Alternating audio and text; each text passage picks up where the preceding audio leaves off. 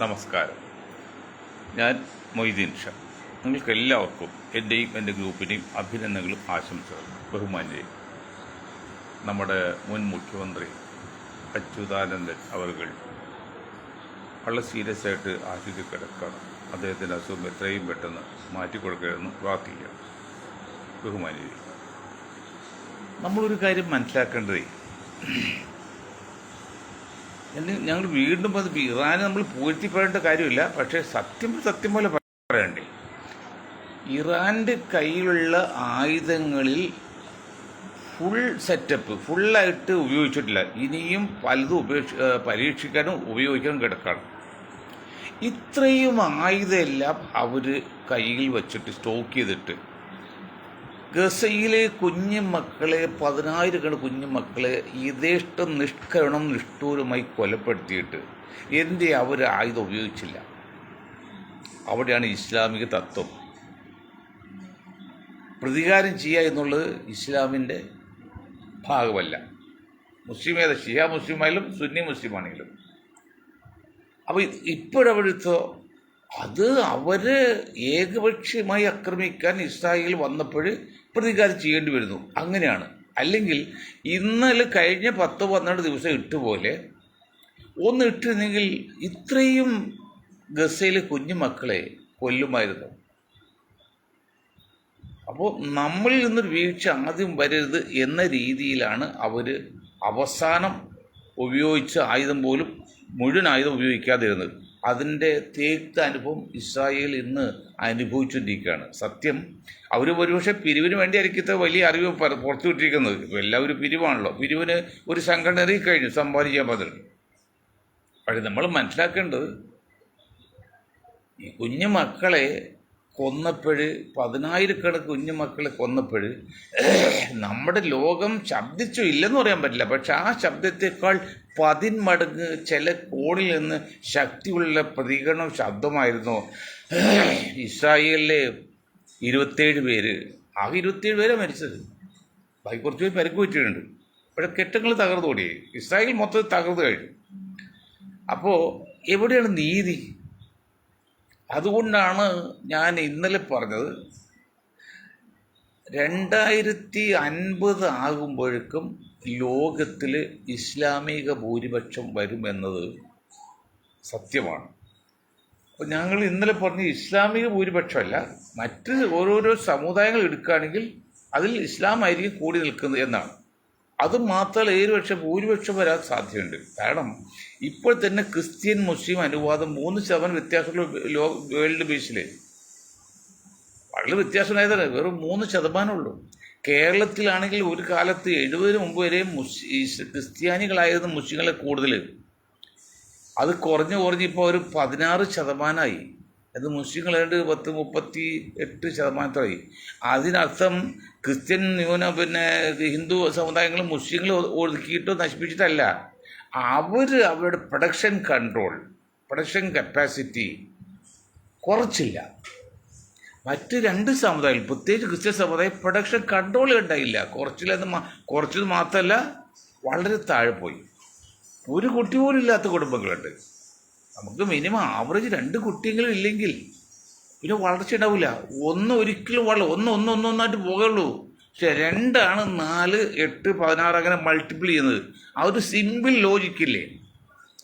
1 എത്ര പെരുത്താൽ 1 ഒന്നായിരിക്കും. പക്ഷെ 2 പെരുത്താൽ 4, 8, 16 അങ്ങനെ മൾട്ടിപ്പിൾ ചെയ്തു. അതാണ് പണ്ടൊരു ബീഡി തെറുപ്പുകാരൻ ഒരു മുതലാളിയോട് പറഞ്ഞത്, നിനക്ക് എന്താണ് കൂലി വേണ്ടത്?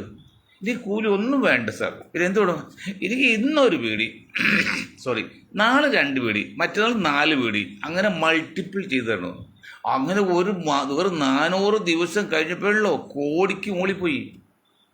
മുതലാളി അമ്പരന്ന് പോയി. അതുപോലെയാണ് ഈ 2ന്റെ മൾട്ടിപ്പിളും 1ന്റെ മൾട്ടിപ്പിളും വ്യത്യാസം. 1ന്റെ മൾട്ടിപ്പിൾ ഇല്ല, അവിടെ വർദ്ധിക്കുന്നില്ല. അതുകൊണ്ട് ക്രിസ്ത്യൻ സമുദായം, ഹിന്ദു സമുദായം, മുസ്ലിം സമുദായം ആരും ചെയ്യേണ്ടത് പരസ്പര കുറ്റം പറയോ പഴിചാരുകയല്ല.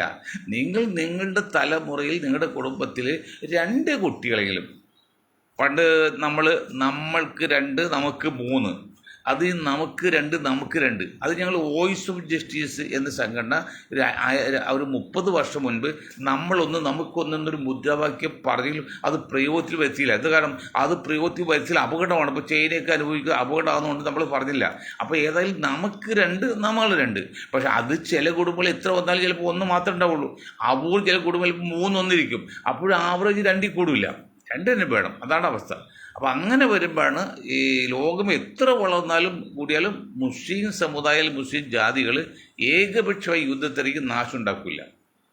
ലോകത്ത് ഉണ്ടാക്കിയ സർവ്വ കൊലപാതകങ്ങളും അക്രമങ്ങളും യുദ്ധങ്ങളും നടത്തിയിരിക്കുന്നത് ക്രിസ്ത്യൻ സമുദായമാണ്. അപ്പോൾ കേരളത്തിൽ ക്രിസ്ത്യൻ വരുന്നില്ല.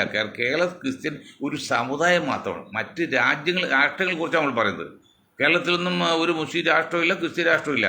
അവർ കുറേ ക്രിസ്ത്യൻ സമുദായങ്ങളുണ്ട്, മുസ്ലിം സമുദായങ്ങളുണ്ടെന്നുള്ളൂ. രാഷ്ട്രം വേറെയാണ്. അതുകൊണ്ട് ക്രിസ്ത്യൻ സമുദായത്തെക്കുറിച്ചോ കേരളത്തെക്കുറിച്ചോ അല്ലെങ്കിൽ ഇന്ത്യയിലെ ക്രിസ്ത്യാനിയെ കുറിച്ചല്ല പറയുന്നത്. പക്ഷെ മറ്റ് ക്രിസ്ത്യൻ രാഷ്ട്രങ്ങളാണ് അമേരിക്ക, ബ്രിട്ടൻ ഉൾപ്പെടെ ഇതെല്ലാത്തിനും കാരണമുണ്ടായത്. അത് മനസ്സിലാക്കാതെ നമ്മൾ എന്തൊരു വ്യത്യസ്തമായ, ഞാൻ ഇന്നലെ പറഞ്ഞല്ലോ, മുസ്ലിം ഉണ്ടാക്കിയാൽ പാകിസ്ഥാൻ ഉണ്ടാക്കിയ മുസ്ലിം ബോംബ്, ഇറാൻ ഉണ്ടാക്കിയ മുസ്ലിം ബോംബ്, അമേരിക്ക, ബ്രിട്ടൻ, ഇസ്രായേൽ ഉണ്ടാക്കിയാലും അത് ക്രിസ്ത്യൻ ബോംബ്, യഹൂദ ബോംബ് പറയില്ല. എവിടെ എത്തി നമ്മുടെ വ്യാഖ്യാനം? അതാണ് ഞങ്ങൾ അന്നും ഇന്നും പറയുന്നത്. ഏറ്റവും കൂടുതൽ തെറ്റിദ്ധരിക്കപ്പെടുകയോ തെറ്റിദ്ധരിക്കപ്പെടുത്തുകയോ ചെയ്യുന്ന ഒരു മതമാണ് ഇസ്ലാം എന്ന്. അതിന് ആ സമുദായത്തിലെ ആൾക്കാർ കുറേ ഉത്തരവാദിത്തമുണ്ട്. കാരണം ആവശ്യമില്ലാതെ അവർ എടുത്ത് ചാടും കാര്യങ്ങൾ അറിയാതെ. അങ്ങനെ ചെയ്യരുത്.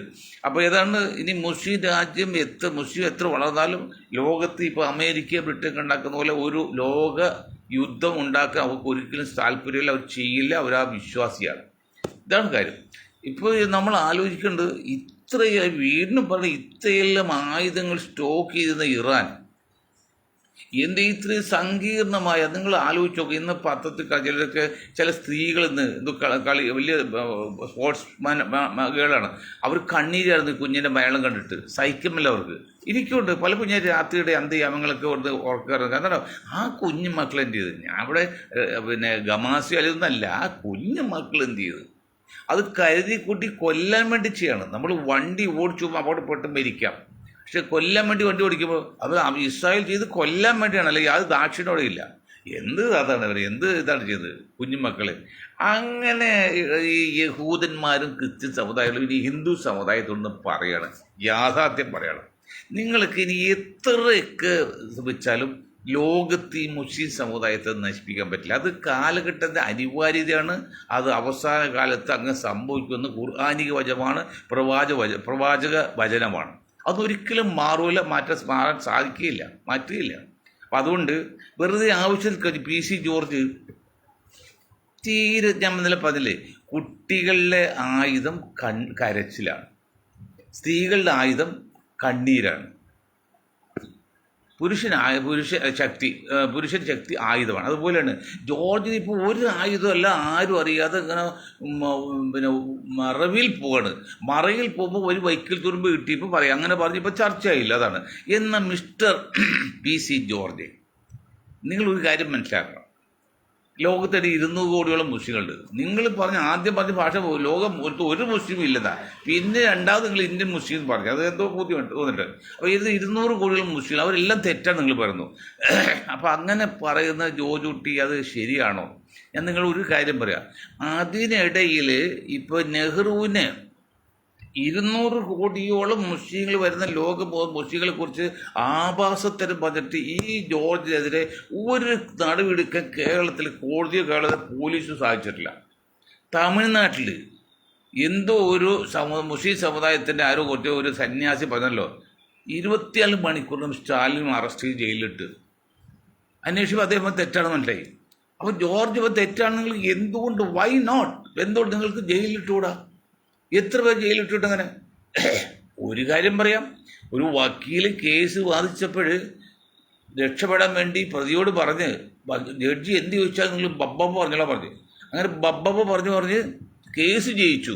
അതിന് വക്കീൽ ഫീസ് ചോദിച്ചു. അപ്പോഴും ഇയാൾ ബബ്ബ പറഞ്ഞ് വക്കീലെ പറ്റിച്ചു. അതുപോലെ നിങ്ങൾ ഇന്ന് ഈ കണ്ടിരിക്കുന്ന, ഞാൻ ക്രിസ്ത്യൻ സമുദായത്തിലും പ്രത്യേക ഹിന്ദു സമുദായത്തിലെ മാന്യന്മാരെ നേതാക്കൾ ചോദിക്കുകയാണ്, പ്രവാചകൻ്റെ മുടി കലക്കി വെള്ളം കൊടുത്തപ്പോൾ അതിന് തെറ്റാണ്. കേരളത്തിൽ 90% മുസ്ലിങ്ങൾ രഹസ്യമായിട്ടും 80% മുസ്ലിങ്ങൾ പരസ്യമായിട്ടും പറഞ്ഞതാണ്. കാരണം ആ കാന്തപുരത്തിൻ്റെ ആളും അത് എത്രയുണ്ട് അറിയാമല്ലോ. ഇപ്പോൾ മുസ്ലിം ലീഗിന് ആകെ ഇവിടെ ഉള്ളത് 30 ലക്ഷം മുസ്ലിങ്ങളുണ്ട്. ബാക്കി 1,10,00,000 മുസ്ലിങ്ങൾ ഔട്ട് ഓഫ് വെയിലാണ്. അത് ഞാൻ പിന്നീട് പറയാം, ഇപ്പം തന്നെ പറയും. അപ്പോൾ അത് വെച്ച് നോക്കുമ്പോൾ ഒരു 10% ഉണ്ടെങ്കിൽ തന്നെ എത്ര ലക്ഷമുണ്ട്? ബാക്കി 90% മുസ്ലിങ്ങളും അതിനെതിരെ പറഞ്ഞ് പ്രതികരിച്ചു പരസ്യമായിട്ട്. 90% വരെ രഹസ്യമായിട്ട് പറഞ്ഞു. അതേ സ്ഥാനത്ത് ചാണകം കഴിക്കുന്ന നല്ലതാണോ, ചാണകം ഭക്ഷണമാണെന്നോ, അത് മൂല്യമുള്ള എന്നൊക്കെ പറഞ്ഞ് പ്രചരണം നടത്തിയിട്ട് ഇന്ത്യയിലെ കേരളത്തിൽ ഏതെങ്കിലും ഹിന്ദു സമൂഹത്തിലെ നേതാക്കൾ അതങ്ങനെ അല്ല എന്ന് പറഞ്ഞായിട്ട് ഏതെങ്കിലും പത്രവാർത്ത, ഏത് ചാനൽ വാർത്ത നിങ്ങൾ കണ്ടിട്ടുണ്ടോ, കേട്ടിട്ടുണ്ടോ? അതൊക്കെ വലിയ അപകടമാണോ? വലിയ അപകടമാണോ? അതാ മനസ്സിലാക്കട്ടെ. അപ്പോൾ ജോർജ് കുട്ടിയെ പറയാൻ കാരണം ഈ 200 കോടി വരുന്ന ഇത് ഒരു കുഴപ്പമുണ്ടാക്കി ആരും ഒന്നും കണ്ടില്ല. ഇപ്പോൾ നെഹ്റുവിനെതിരെ പറഞ്ഞപ്പോൾ കേസ് കൊടുത്തിട്ടുണ്ട്. അതിനുമ്പ് കേസ് കൊടുത്തിട്ടുണ്ടെങ്കിൽ ഇപ്പോൾ കൊടുത്തിട്ടുണ്ട്.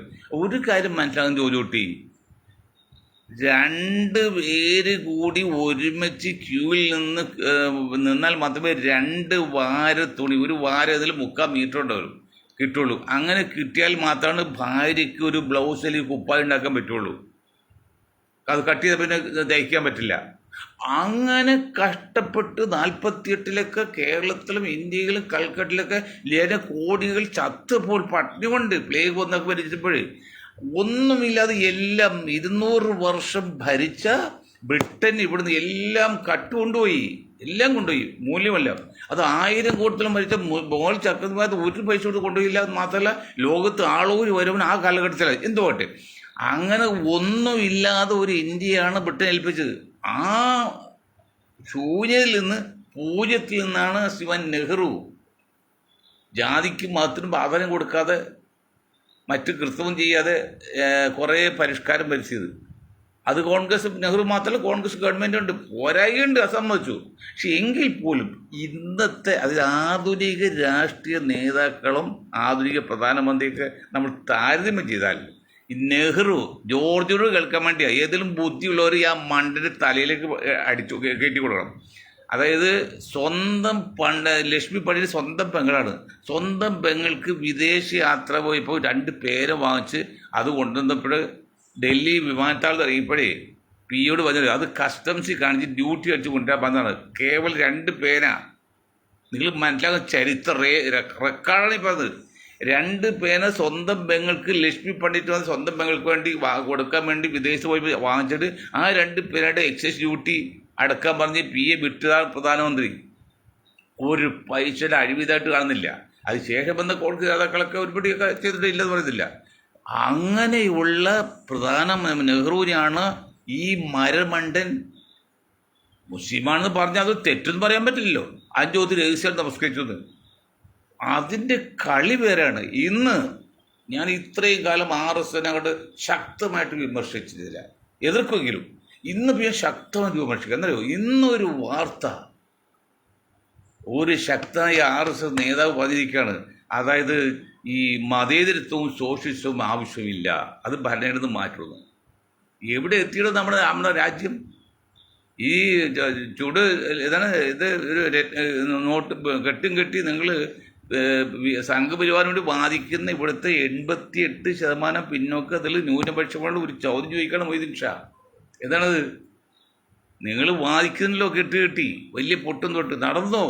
പക്ഷേ ഇന്ത്യൻ ഭരണഘടനയിൽ മതേതരത്വവും സോഷ്യലിസവും വേണ്ട എന്നാണ് പറയുന്നത്. ജനാധിപത്യം പറഞ്ഞില്ല, കാരണം അത് ഇവിടെ ഒന്നുമില്ലല്ലോ, ഇപ്പോൾ കൃത്രിമം നടക്കല്ലേ. അപ്പം അങ്ങനെയാണ് പറയുമെങ്കിൽ നമുക്ക് ആ ആശയത്തെ, ആദർശത്തെ എങ്ങനെ സപ്പോർട്ട് ചെയ്യാൻ പറ്റും? നമുക്ക് കൂടെ എന്ത് സപ്പോർട്ട് ചെയ്ത് നമുക്ക് പല നേട്ടമുണ്ടോ? എനിക്കറിയാം, പല നേട്ടം ഉണ്ടാവും, സാമൂഹികമായിട്ടും സാമ്പത്തികമായിട്ട്. പക്ഷെ നമ്മളല്ലോ, ഞാൻ എൻ്റെ ജീവിതത്തിൽ ഞാൻ അധ്വാനിച്ചുണ്ടാക്കിയ മുഴുവൻ പശയും പൊതുജന പ്രവർത്തി വേണ്ടി കളഞ്ഞ ആളാണ്. എന്ന് വെച്ച് കഴിഞ്ഞാൽ പട്ടിണിയാണെന്നല്ലോ പറഞ്ഞു. പട്ടിണികൾ ഒരിക്കലും കിടക്കില്ല, കാരണം ഞാൻ സ്നേഹിക്കുന്ന ജനങ്ങളുണ്ട്, അല്ലെങ്കിൽ എൻ്റെ വീട്ടുകാരുണ്ട്, അല്ലെങ്കിൽ ഇതുണ്ട്, അതുകൊണ്ട് പട്ടിണിയും കിടക്കില്ല. പക്ഷേ നമ്മൾ മുഴുവൻ എന്താണ്, എന്നിട്ടും അങ്ങനെ കൊടുത്തതിൻ്റെ ഫലമാണ് ഇന്ന് മുഖത്ത് നോക്കി നമുക്ക് ഇതുപോലെ തുറന്ന് പറയാൻ പറ്റുന്നത്. അപ്പോൾ ജോർജ് ചെയ്തെന്താണ്? ആ നെഹ്റുവിനെയാണ് കുറ്റം പറഞ്ഞത്. പക്ഷേ ഇതിൽ കോൺഗ്രസ് മനസ്സിലാക്കാത്ത കാര്യമുണ്ട്. എന്തുകൊണ്ടാണ് മുസ്ലിങ്ങളെ പറഞ്ഞതിനൊപ്പം തന്നെ കോൺഗ്രസിനെ മുസ്ലിമായിട്ട് താരതമ്യപ്പെടുത്തിയത്? അമേരിക്കൻ പഴഞ്ചലുണ്ട്, പട്ടി തല്ലിക്കൊന്ന് പെട്ടിയാക്കാന്ന്. അപ്പം മുസ്ലിങ്ങൾ ഇവിടെ എന്ത് ചെയ്താലും ഒരു ചോദ്യം ചെയ്യില്ല എന്ന് വ്യക്തമായിട്ട് പറയണം, പ്രത്യേകിച്ച് മോഡിക്ക് ഗവൺമെൻറ്റിന് ശേഷം. ഇപ്പോൾ ഇനി കോൺഗ്രസ് വരെ എന്ത് ചെയ്താലും കുഴപ്പമില്ല, കാരണം അവർ ആരും ചോദിക്കില്ല, കാരണം അവർ മുസ്ലിങ്ങളാണ് അതിൻ്റെ നേതാക്കൾ. അത് കോൺഗ്രസ് മനസ്സിലാക്കണം, സുദർശൻ മനസ്സിലാക്കണം, സതീശൻ മനസ്സിലാക്കണം. സതീശൻ ഒന്നും മനസ്സിലാക്കുന്നില്ല. ഞാൻ ഒരു കാര്യം ഇപ്പോൾ അത് ആ യുദ്ധം കഴിഞ്ഞിട്ട് പറയണം. ഇപ്പോൾ നമ്മൾ കേരളത്തിലേക്ക് വന്നാൽ ഇന്നലെ കണക്കുകൾ ഉദ്ദേശിച്ച് പറഞ്ഞു, ഇന്നിപ്പോൾ സുനിൽ കുമാറിനെ ആകെ ഞാൻ പറഞ്ഞു, മുസ്ലിം 40% മുസ്ലിം സമുദായത്തിൽ നിങ്ങൾ ഏത് 50ഓളം സീറ്റ് ജയിക്കാൻ പറ്റിയ സീറ്റിൽ നിർത്തി ജയിപ്പിച്ചെടുത്തോളം എങ്കിൽ മാത്രമേ നിങ്ങൾക്ക് ഭരണം കൊണ്ടുപോകാൻ പറ്റുള്ളൂ. അല്ലെങ്കിൽ നിങ്ങളുടെ ഔദാര്യം വേണ്ട, അത് അവകാശമാണത്. പക്ഷെ നിങ്ങൾ മുഖ്യമന്ത്രി സ്ഥാനം ചോദിക്കുന്നത് ഔദാര്യമാണ്, അവകാശമല്ല. കാരണം ഞാൻ കണക്ക് പറയുന്നത്, അന്ന് സുനിൽ കുമാറിന് കോൺഗ്രസ് സീറ്റ് ജയിക്കുമെന്ന് ഇന്നൊരു ചാനൽ പറഞ്ഞു. പറയിപ്പിക്കണം ഓരോരുത്തർ ആവശ്യമുണ്ട്, പറയല്ലോ. കോൺഗ്രസ് എത്രയോ സ്ഥാനാർത്ഥി ലിസ്റ്റിൽ ഉണ്ട് എന്ന് പത്രവാർത്ത കൊടുക്കും, ഒന്നുമില്ല. അപ്പം അങ്ങനെ ഒരു ചെറിയ പേരെടുക്കാം, ആയിക്കോട്ടെ. സുനിൽ കുമാറിന് കോൺഗ്രസ് വരുന്നോ ജയിക്കുന്നോ ഒന്നും യാതൊരു കുഴപ്പമില്ല. അദ്ദേഹം മാന്യനായ ഒരു രാഷ്ട്രീയക്കാരനായി യാതൊരു അഭിപ്രായത്തില്ല. കാരണം തൃശ്ശൂരൊന്ന് മത്സരിക്കുമ്പോൾ എനിക്കറിയാവുന്നതാണ്, കഴിഞ്ഞ പ്രാവശ്യം മുമ്പ്. പക്ഷേ സുനിൽകുമാർ ഈഴ വിഭാഗമാണ് എൻ്റെ അറിവ്. കാരണം വെള്ളാപ്പള്ളി സുനിൽകുമാരൊക്കെ 4 മന്ത്രിസ്ഥാനം CBIക്ക് കൊടുത്ത് 4 ഈഴവനെന്ന് പറഞ്ഞപ്പോൾ സുനിൽകുമാർ ഈഴവനായിരിക്കുമല്ലോ, നായരാകാൻ സാധ്യതയില്ല കണ്ടത്. അങ്ങനെയെങ്കിൽ ആകെ 21% ഈഴവരിൽ ഇന്നലെ കണക്ക് പറഞ്ഞ് 19% വോട്ട് ചെയ്യുന്നത് കമ്മ്യൂണിസ്റ്റ് പാർട്ടിക്കാണ്. ബാക്കി 1.3% UDFും NDAക്കും പോകുന്നുള്ളൂ. നിങ്ങൾ മനസ്സിലാക്കണം, 19% എന്ന് വെച്ചാൽ 80%. ഇപ്പോൾ പിണറായി വിജയൻ മുഖ്യമന്ത്രി വരികയാണെങ്കിൽ 90% ഈഴവർ LDFിന് വോട്ട് ചെയ്യും. അത് സുനിൽകുമാർ മാറിയാലും മാറിയില്ലെങ്കിലും. അപ്പം അങ്ങനെ വരുമ്പോൾ വോട്ട് വീഴ് അവിടെ ഇപ്പുറത്ത് വന്നിട്ട് ഈ കോൺഗ്രസിൻ്റെ അവിടുത്തെ മുസ്ലിങ്ങൾ വോട്ട് കിട്ടി ഇദ്ദേഹത്തെ ജയിപ്പിക്കാൻ നിങ്ങൾ തോന്നിയാൽ അത് വലിയ അപകടമാണ്. ഞാൻ പറഞ്ഞത് ഈഴ വിഭാഗത്തിൽപ്പെട്ട ഒരാൾ UDFിൽ വന്ന ഒരു കുഴപ്പമില്ല. പക്ഷേ അവർ മിനിമം ഒരു 40% സീറ്റ് വോട്ടെങ്കിലും ഈഴ വിഭാഗത്തിൽ പിടിച്ചിരിക്കണം. 40%, 50, 60 പറയുന്നില്ല. 40% വോട്ട് പോലും പിടിക്കാൻ പറ്റില്ലെങ്കിൽ നിങ്ങൾ ഇവിടെ വന്നിട്ട് മുസ്ലിങ്ങളിലെയും പിന്നെ വോട്ടിൻ്റെ ബലത്തിൽ ജയിച്ചെടുക്കാമെന്ന് തോന്നിയാൽ അത് മണ്ടത്തരമാണ്, അപകടമാണ്, ആപത്താണ്. അങ്ങനെ ഓരോ സ്ഥലത്തും സാധ്യതയുള്ളിടത്തെല്ലാം നിങ്ങൾ ഓരോരുത്തരും പേര് വെച്ച് അവിടെ സന്ദീപ് ഇപ്പുറത്ത് മുരളീധരൻ അങ്ങനെ പറഞ്ഞാൽ 50 സീറ്റ് മുസ്ലിം സമുദായത്തിൽ കൊടുക്കണം. ധർമ്മമല്ല, ഔദാര്യമല്ല, അതവർക്ക് അവകാശപ്പെട്ടാണ്. ആ 50 സീറ്റുകൾ പിന്നെ എവിടെ കൊടുക്കും? ഞാൻ ഈ പിന്നെ ഇത് പൊക്കി പറയുന്ന ചാനലുകാരോടും പിന്നെ സതീശോടും ഒക്കെ പറയാണ്, ഈ 50 സീറ്റുകൾ കൊടുക്കും. ഒരു കാര്യം വളരെ അസന്നിഗ്ധമായിട്ടും വ്യക്തമായിട്ടും ലീഗിനോടും UDFിനോടും പറയണം. വരുന്ന അസംബ്ലി തെരഞ്ഞെടുപ്പിൽ LDFിന് നിലനിർത്തണം എന്ന ആഗ്രഹമുള്ളതുകൊണ്ട് UDF ജയിപ്പിക്കാനുള്ള പരിപാടി ഇട്ടിരിക്കുക. എനി കോസ്റ്റ്, എന്ത് മാർഗം എടുക്കും. അങ്ങനെ ഇരിക്കുമ്പോൾ ഒരു കാര്യം മനസ്സിലാക്കണം, അൻവർ എന്നൊരു വ്യക്തിയല്ല. ഇന്ന് കേരളത്തിൽ അൻവർ ഒരു വ്യക്തിയല്ല, ഒരു പ്രസ്ഥാനമാണ്. എന്താണ് പ്രസ്ഥാനം? സംഘപരിവാറിനെതിരെ വ്യക്തമായും ശക്തമായും തന്നെടുത്തോട് എതിരില്ല, അത് തെറ്റ് ചൂണ്ടിക്കാട്ടിയ ഒരു ഉന്നത വ്യക്തിയാണ് അൻവർ. ആ നിലക്ക് നമുക്ക് അൻവർ മുസ്ലിം ആയതുകൊണ്ടോ അല്ലെങ്കിൽ LDF അനുഭാവി ആയതുകൊണ്ടല്ല, ആ ഒരു പോയിന്റാണ് കേരളത്തിലെ ജനങ്ങൾ, പ്രത്യേകിച്ച് മുസ്ലിം സമുദായം ആ ആശയത്തോട് യോജിക്കുന്നത്. ആ ആശയത്തെക്കുറിച്ച് സതീശൻ മിണ്ടുന്നില്ല, രമേശ് മിണ്ടുന്നില്ല, സുരേന്ദ്രൻ മിണ്ടുന്നില്ല, പിന്നെ മുരളീധരൻ ആരും മിണ്ടിയിട്ടില്ല. കഴിഞ്ഞ ഇലക്ഷനിൽ സംഘപരിവാറിനെ കുറിച്ചല്ല പറഞ്ഞത്. LDF പറഞ്ഞത് ജമാഅത്ത് ഇസ്ലാമിലെ സഖ്യം, യൂത്ത് കോൺഗ്രസ് പറഞ്ഞത് LDFിൻ്റെ ഭരണവിരുദ്ധ വികാരമൊക്കെയാണ്. ആ അൻവർ ഉന്നയിച്ച ആ ഒരു പ്രധാന പോയിന്റ് ഉണ്ട്. ആ പ്രധാന പോയിന്റ് UDF മിണ്ടിയിട്ടില്ല. അതിൽ വളരെ ബോധപൂർവമാണ്. എനിക്ക് നിങ്ങൾ ബോധപൂർവ്വം കാണിച്ചോ, നിങ്ങൾ വിജയിച്ചോ കുഴപ്പമില്ല. പക്ഷെ വോട്ട് കിട്ടണമെങ്കിൽ, വോട്ട് കിട്ടിയാലേ ഭരിക്കാൻ പറ്റുള്ളൂവെങ്കിൽ ആ വോട്ട് കിടക്കുന്ന പോയിന്റ് ഈ കന്നിനെ കയം കാണിക്കുന്ന പറയും. എന്ന് വെച്ചാൽ ഈ വെള്ളം ആഴമുള്ള കുളത്തിലേക്ക് കന്ന് കുട്ടികൾ വിറ്റാൻ പോരില്ല, കളിച്ചുകൊണ്ടിരിക്കും. അതുപോലെ വോട്ട് കിടക്കുന്ന എവിടെ ഇത് മനസ്സിലാക്കണം സതീശ. ഞാൻ സതീശോട് പേരെടുത്ത് പറയാണ്, എനിക്ക് സതീശന് ഒരു സിമ്പതി ആവശ്യമില്ല, ഞാൻ ഒരു ആനുകൂല്യത്തിൽ വരുന്നില്ല, എൻ്റെ പാർട്ടി വരില്ല.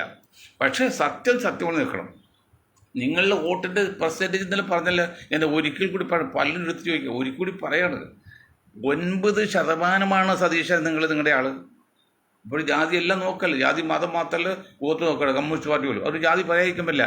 9% ആ 9%-ൽ 70% വോട്ട് പോകുന്നത് BJPക്കാണ്. ബാക്കി 2% എന്നുവെച്ചാൽ അതാ ഞാൻ പറഞ്ഞ ഒരു 1.5% ഈഴെന്ന് കിട്ടിയെങ്കിൽ 1%, 2%, 1% വെച്ചാൽ കിട്ടുള്ളൂ. അതാണ് സതീശൻജി ഞാൻ പറഞ്ഞു, നിങ്ങൾ ബുദ്ധിമാനാണ്, നിങ്ങൾ മിടുക്കാണ്, നിങ്ങൾക്ക് ഒരുപടി പ്രതീക്ഷയുണ്ട്, കഴിയുമെങ്കിൽ പ്രധാനമന്ത്രി ആകുന്ന ആഗ്രഹമുണ്ട്, അതും തെറ്റില്ല, ജനാധിപത്യത്തിൽ നല്ല ആവശ്യമാണ്. പക്ഷെ 110 നായർ വോട്ട് ചെയ്യുമ്പോഴേ ഒരു വോട്ട് നിങ്ങളുടെ UDF കിട്ടുന്നത് ശക്തമായിട്ട് നിങ്ങൾ മനസ്സിലാക്കണം. എന്നിട്ടാണ് നിങ്ങൾ 5 പേര് മുഖ്യമന്ത്രി ആഗ്രഹിക്കുന്നത്. എന്നിട്ട് 40% വരുന്ന മുസ്ലിം എന്തെങ്കിലും പറഞ്ഞോ? ഇല്ല, നിങ്ങളായിക്കോ, അത് നല്ലത്. അത് ചില രാഷ്ട്രീയ അല്ല ഒരു ചരിത്രപരമായ പശ്ചാത്തലമാണ്. കാരണം നായർ വിഭാഗം കേരളത്തിൽ കുറച്ചുകൂടി മെച്യൂർഡാണ്, അല്ലെങ്കിൽ കുറച്ചുകൂടി അവകാശങ്ങളൊക്കെ കൊടുക്കാൻ കുഴപ്പമില്ല. അതുകൊണ്ട് ഒരു നായർ മുഖ്യമന്ത്രി മുസ്ലിം സമുദായം സംബന്ധിച്ച് ഒരു ഇഷ്ടക്കുറവില്ല. മാത്രം ആത്മാർത്ഥമായിട്ട് പറയാണ്, നിങ്ങൾ മുഖ്യമന്ത്രി ആയിക്കോ, അല്ലെങ്കിൽ രമേശ് ആയിക്കോട്ടെ, അല്ലെങ്കിൽ മുരളി ആയിക്കോ, ആരും ആയിക്കോട്ടെ, മുസ്ലിം കുറിച്ച് ആരും ആയിക്കോട്ടെ, ഓക്കെ. ഇനി ഈ ഒരു വിഭാഗത്ത് ഇപ്പോൾ സുനിൽകുമാറിനെ കൊണ്ടുപോലെ പലരും കൊണ്ടുവരാൻ പറയുന്നുണ്ട്. എടോ, നിങ്ങൾ ഒരു സിനിമാ നടനെ നമ്മുടെ സിദ്ദീഖിനെ കൊണ്ടിട്ട് കള്ള കേസ് 20-30 വർഷം നടന്ന കേസ് എടുത്തിട്ട് അതിൻ്റെ പുറകെ കളിച്ച കളി ആരെന്ന് സിദ്ദീഖിൻ്റെ സംഘടനക്കറിയില്ല. പക്ഷെ മൊയ്തീൻ ഷാ ഗ്രൂപ്പ് അറിയാം, അതിന് പുറകിൽ കളിച്ച് അയാൾക്ക് പാർലമെന്റിലേക്ക് സീറ്റ് കൊടുക്കാൻ അത്രയപ്പോൾ അത് പറ്റിയില്ല, എണ്ണവുമില്ല. പിന്നെ അസംബ്ലിയിൽ സീറ്റ് ഉറപ്പായി ഇപ്പോഴത്തെ വേണ്ട പെണ്ണ് കേസ് എടുത്തിട്ട്, അല്ലെങ്കിൽ 30 വർഷം മുമ്പ് നടന്ന കേസാണ്. പ്രായപൂർത്തിയായ പെണ്ണാണ്, ഒരുത്തരം വിളിച്ചാൽ രാത്രി കൊണ്ട് ചെല്ലാണോ എന്നിട്ട് കേസ് കൊടുക്കണം. 30 വർഷം ശേഷം ആ കേസ് കൊടുത്തവരെയും അയാൾക്ക് ഒരുപടി, ഞാൻ വികാരപരമായിട്ട് പോകുന്നില്ല, I am a perfect well dressed gentleman, വികാരത്തിൽ പോകുന്നില്ല, പക്ഷെ അതൊക്കെ ശ്രദ്ധിക്കേണ്ടതാണ്. അപ്പോൾ അതുകൊണ്ട് ഇങ്ങനെയാണ് കിട്ടുന്നത്. ആ നിലക്ക് നീ ഈഴവനെ എടുത്തു നോക്കാം. നമ്മൾ 21% ഈഴവനുള്ളത്. ഞാൻ സുനിൽകുമാർ ഇപ്പോൾ ചോദിക്കുകയാണ്, സുനിൽകുമാറിന് എങ്ങനെ എന്തെങ്കിലും ഒരു മോഹം ഉണ്ടെങ്കിൽ ഒരു തെറ്റില്ല, നിങ്ങൾ മാന്യനാണ്, നല്ല രാഷ്ട്രീയക്കാരനാണ്, വലിയ കുഴപ്പക്കാരൊന്നുമില്ല, അതൊന്നും ഒരു സംശയമില്ല. പക്ഷേ നിങ്ങളുടെ വർഗം എന്ന് ആദ്യം എന്നാണ് 7 വിഭാഗം. നിങ്ങൾ 7 ധാരണ ഇട്ടോ, താഴെയുള്ളതെന്ന്. അങ്ങനെയെങ്കിൽ നിങ്ങൾ 80% പോയിട്ട് ഇപ്പോൾ പിണറായിയുടെ 90% വോട്ട് LDF പോകുന്നു. അത് നിങ്ങൾ പോകുന്നു, നിങ്ങൾ കൊണ്ടുവരാൻ പറ്റുമോ? നിങ്ങൾ കൊണ്ടുവരണം. ഒരു 40% ഈഴ വോട്ടിൽ നിങ്ങൾ കൊണ്ടുവരണം. എന്നിട്ടേ ഇങ്ങോട്ട് വരാൻ പറ്റുള്ളൂ, എന്നിട്ടേ ഇവിടെ സീറ്റ് കൊടുക്കാൻ പറ്റുള്ളൂ. അല്ലെങ്കിൽ ആ സീറ്റ് പോകും, പാടും പോകും. എളുപ്പം ഈ ക്രിയ ചെയ്യുന്നുണ്ട് ഇവിടെ. ഓരോരുത്തരും നോട്ട് വോട്ട് ചെയ്ത് ഓരോ ചാനൽ പറയണം, ഇന്നവനെ കൊള്ളാം, ഇല്ലവനെ കൊള്ളാന്ന്. അതിന്ന് പറയിപ്പിക്കുകയാണ്. എന്താണ് ഇതിൻ്റെ പറയുന്നത്? ഇപ്പോൾ വീട്ടിൽ മൂത്ത പെണ്ണ് ഇരിക്കാതെ മൂത്ത പെണ്ണ് ചോദിക്കണം ഉമ്മയോട് അല്ലെ അമ്മയോട്, അമ്മ എന്താ അമ്മ അനിയത്തി കല്യാണം കഴിക്കാത്തതെന്ന് എന്ന് പറഞ്ഞാൽ എന്താണ് അർത്ഥം?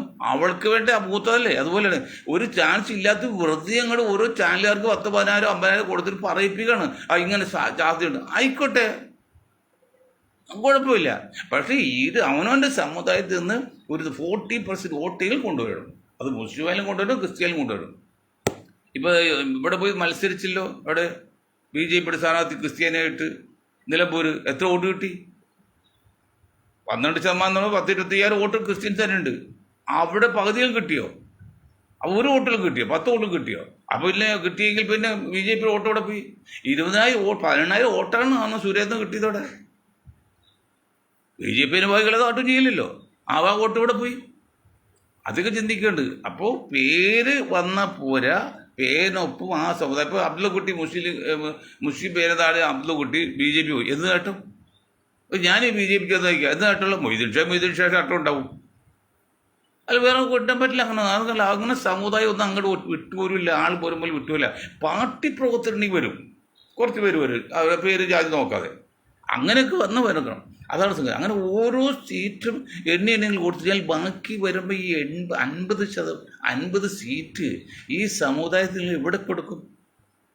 ഇന്നലെ ഞാൻ വിനിയാന്ന് പറഞ്ഞ് നമ്മുടെ മണ്ടനായ നമ്മുടെ ഷാഫി പറമ്പിൽ, അല്ലെങ്കിൽ മണ്ടത്ത് കാണിക്കുക, അയാളെ പാലക്കാട് നിന്നെങ്കിൽ അടുത്ത ദിവസം ഭരണം കിട്ടുന്നത് ഏതാണ്ട് ഉറപ്പായപ്പോഴേ ഒരു മന്തി ഉറപ്പായത്. കാരണം സിദ്ദിഖ് കിട്ടിയെങ്കിലും അതിനേക്കാൾ ജനകീയൻ അൻവറാണ്, ഇവരുടെ ഷാഫി കിട്ടേ. ഉടനെ മണ്ടത്ത് കാണ്ടി സാധാരണ തന്നെ എന്താണ് സതീശന് വാക്ക് കിട്ടി അങ്ങോട്ട് പോയി. മണ്ട ശിരോണി എന്താണ്? സതീശന് ഉദ്ദേശമുണ്ട്, അത് നടക്കാൻ പോകുന്നില്ല. അതായത് എറണാകുളം ജില്ലാ പ്രസിഡൻ്റായ മറ്റേ ഇതില്ലേ ആ പുള്ളിയെ ജയിപ്പിച്ചെടുത്തിട്ട് ഒരു മന്ത്രിസ്ഥാനം കൊടുക്കുക. ഒരു മന്ത്രിയാണ് കൊടുക്കുകയുള്ളൂ. ഇനിയിപ്പോൾ അത് പോരാ. 8 മന്ത്രിയിൽ മുസ്ലിം ലീഗ് കൊടുക്കും, 3 മന്ത്രിസ്ഥാനം ബാക്കി 5 മന്ത്രി മുസ്ലിം ലീഗ് അല്ലാത്ത മുസ്ലിം ലീഗ് കൊടുക്കണം. 8 മന്ത്രി കൊടുക്കണം. 40% വരുമ്പോൾ 8 മന്ത്രി വരും. ഒരെണ്ണം കുറഞ്ഞോട്ടെ. അതും നടക്കാൻ മുതലേ ഷാഫി ജയിച്ചു നിനക്കല്ലേ. അതാണ് മണ്ടനായത്. ഇപ്പം എന്താണെന്നറിയോ, ഷാഫി പറമ്പിൽ വലിയ ബുദ്ധിമാനാണ്. ഇന്ന് ആര്യാട് മൂവ്മെൻ്റ് ഷൗക്കത്ത് ജയിച്ചിട്ട് പുള്ളി എന്താണ് ദൈവനാമത്തിലാണ്. അള്ളാഹു നാമം പറയാൻ പോകുന്ന നാണക്കാണ്, പോട്ടെ, ദൈവനാമം. ഈ ഷാഫി പോയതോ ദൃഢപ്പെട്ടത്. അപ്പോൾ ഷാഫിയുടെ ഉള്ളിൽ പഞ്ചയില്ലേ. എന്തുകൊണ്ട് ഷാഫിക്കൊക്കെ ഈ പാലക്കാട് ആ ബ്രാഹ്മിൻസ് അമ്പലത്തിലൊക്കെ കിട്ടുന്നത്? മുസ്ലിം സമുദായമായിട്ട് ജാതിയായിട്ട് ഒരു ബന്ധമില്ല. അതുകൊണ്ട് ജനകീയനായി. ഇപ്പോൾ ഇവിടെ സംഘ് അനുകൂലമാണ് ദേശീയ മുസ്ലിം കാരണം. പണ്ട് കോൺഗ്രസ് അനുകൂലമായിരുന്നു, ഇപ്പം അത് പോയി. അതുപോലെയാണ് ഇപ്പോൾ വാവിളിക്കാണ്.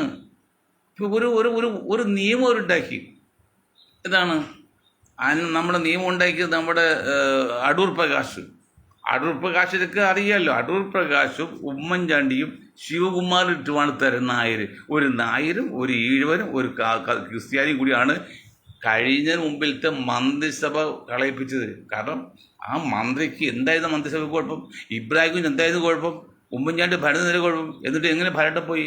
അപ്പോൾ ഉമ്മൻചാണ്ടി കണക്കാക്കിയതറിയോ, UDF അധികാരത്തിൽ വന്നാൽ രമേശോ VM സുധീരനോ മന്ത്രിയാവും. ഒന്നിലൊരു ചോനാവും ഒരു നായരാവും. മാപ്പിള നില എനിക്ക് കിട്ടില്ല, ഞാൻ കേസ് എടുക്കണം. അത് സമ്മതിക്കുമോ? കർണാടക വെള്ളം മെടുക്കാൻ കുബുദ്ധിയിൽ മെടുക്കാണ് ഉമ്മൻചാണ്ടി. 800 കടുംപെട്ട് നിയമം ഉണ്ടാക്കി. അങ്ങനെ ഭരണം പോയത്. മറ്റു പല കാലങ്ങളിലും അന്ന് അതിൽ മെയിൻ ആൾ ഇയാളാണ്. ഈ ഇവരാണ് അടൂർ പ്രകാശ്. അടൂർ പ്രകാശിനെ പ്രസിഡന്റ് കാലത്ത് എന്താണ് സുധീരൻ പറഞ്ഞ് അയാൾ അബ്കാരി ബിസിനസ്സാണ്. അബ്കാരി ബിസിനസ്സാണ് സ്റ്റാൻഡേർഡ് അറിയാലോ സമൂഹത്തിൽ. അതുകൊണ്ട് പറ്റൂല, അല്ലെങ്കിൽ ആകായിരുന്നു. അപ്പോൾ അതുകൊണ്ട് അടവൊന്നും എടുക്കേണ്ട. ഏതെങ്കിലും കാരണവശാൽ MP പോയ ഒരു MP രാജിവെച്ച് അസംബ്ലി ഇലക്ഷൻ മത്സരിച്ചാൽ അവരെ കരുതി കൂടി തോൽപ്പിക്കുന്നു. മാത്രമല്ല അതിലുള്ള സർവ്വ ചെലവും നിങ്ങൾ ഖജനാവിൽ കെട്ടേണ്ടി വരും. അല്ലെങ്കിൽ ഞങ്ങൾ കേസ് കോടതിയിൽ കേസും. അങ്ങനെ പുള്ള കളിക്കും അധികാരത്തിന് വേണ്ടി. അവിടെ കെട്ടി അവിടെ ഇല്ല ഇവിടെ കെട്ടെ. അപ്പം ബാക്കി 10-30 വർഷം പാടുപെട്ട് നടന്ന ആൾക്കാർ വേറെ പോകും.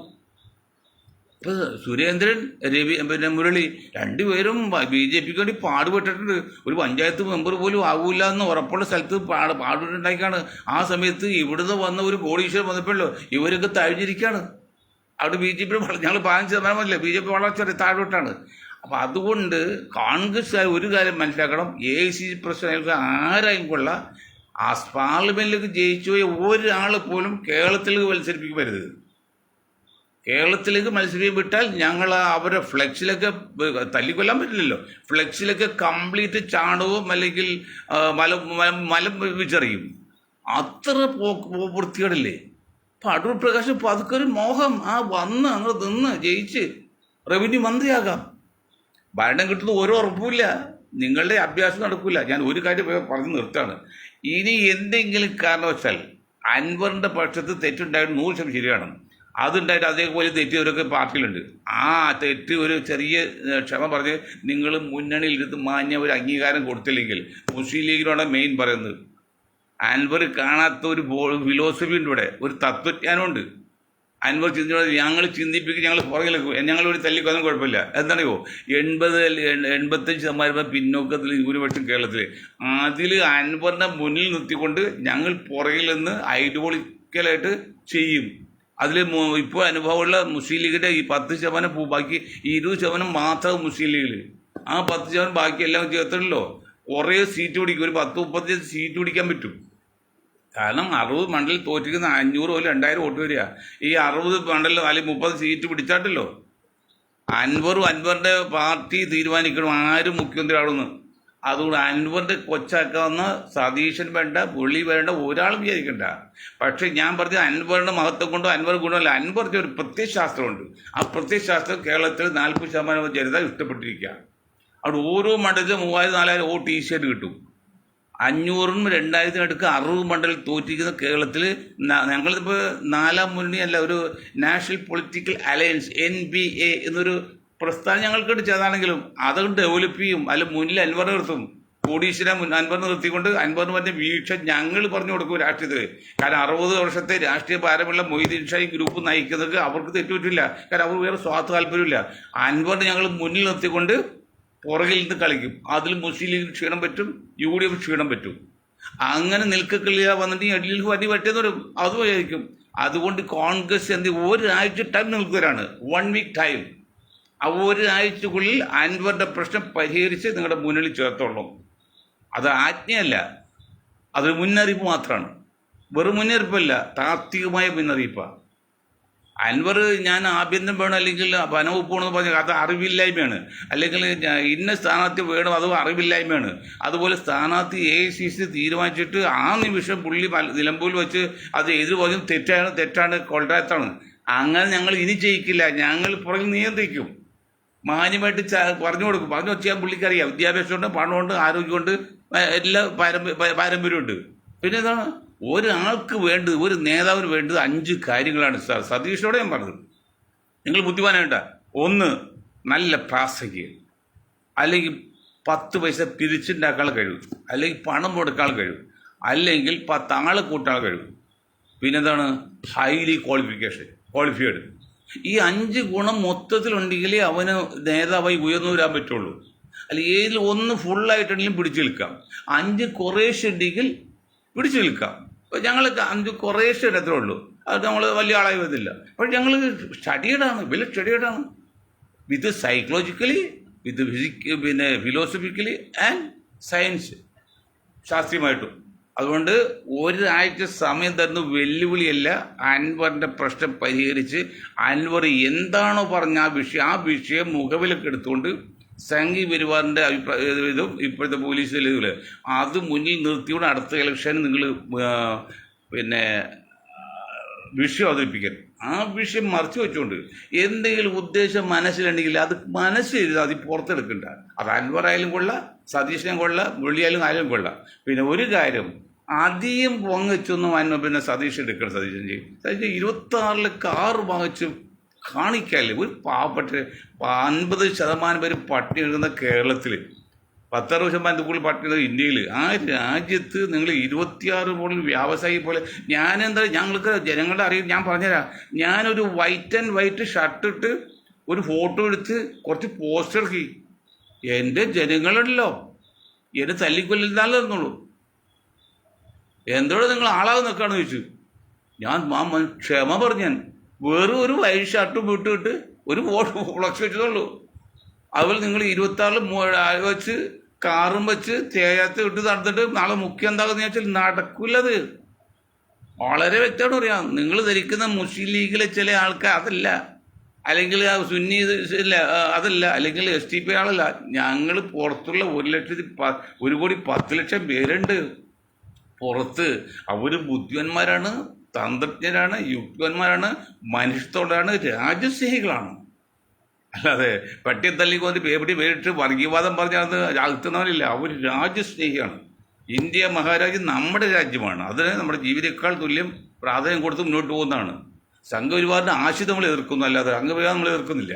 അതും പറയാം, അന്ധമായി എതിർക്കുന്നില്ല. ആശയം ഇപ്പോൾ ഇതല്ലേ.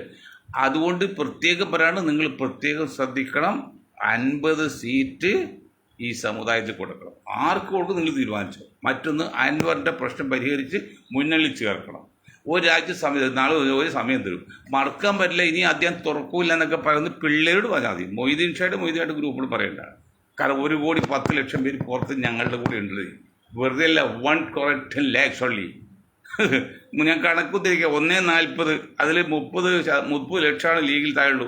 ഒരു 10 ലക്ഷം സുന്നി അല്ലെങ്കിൽ അങ്ങനെയൊക്കെ വരും. ബാക്കി 1.10 അല്ലെങ്കിൽ 1 കോടി കൂടിക്കോ. 1 കോടി ഉണ്ട്. അവർ ബുദ്ധിമാന്മാരാണ്, ആവേശം കൊണ്ട് വികാരം കൊണ്ട് ഒന്നല്ല. അതുകൊണ്ട് അവരെ മുൻനിർത്തി പറയാണ്, മാന്യമായിട്ട് നമുക്ക് എല്ലാവർക്കും തുല്യ നീതി ലഭിക്കണം, എല്ലാവരും ജീവിക്കണം. നിങ്ങൾ മുഖ്യമന്ത്രി ആയിക്കോ, യാതൊരു കുഴപ്പമില്ല. നിങ്ങൾ അദ്ദേഹത്തെ ഭരിച്ചോ, ഒരു കുഴപ്പമില്ല. പക്ഷേ ഓലപ്പാമ്പ് കാണിച്ചോ, അല്ലെങ്കിൽ ഞങ്ങൾ ഗൾഫിൽ നിന്ന് വന്ന ഒരു കണ്ണൂർക്കാരൻ, ഒരു നായർക്ക്, അയാളുടെ സ്റ്റാഫായിട്ട് പെണ്ണുണ്ട്, അവരായിട്ട് വന്നപ്പോൾ നിങ്ങൾ ഒരു മുന്നണിയെടുത്ത് അതായത് ജോണൊക്കെ എത്ര കൊല്ലം നടക്കുക, എന്നിട്ട് ഇപ്പോഴും ക്ഷണിതാവായിട്ടുള്ളൂ. മുന്നിൽ എത്ര കോടി വാങ്ങിച്ച ആൾക്കാർ പറഞ്ഞു. ഇതൊക്കെ ഞങ്ങൾ കൂടി പറയിപ്പിക്കരുത്. ഇത് 150 കോടി കൊണ്ടുവന്ന് അൻവർ പറഞ്ഞ പോലെ എല്ലാം സതീശൻ ചെയ്യും. ഞങ്ങളുടെ അങ്ങേറ്റം ബഹുമാനം സ്നേഹം കൊണ്ട് പറയാണ്.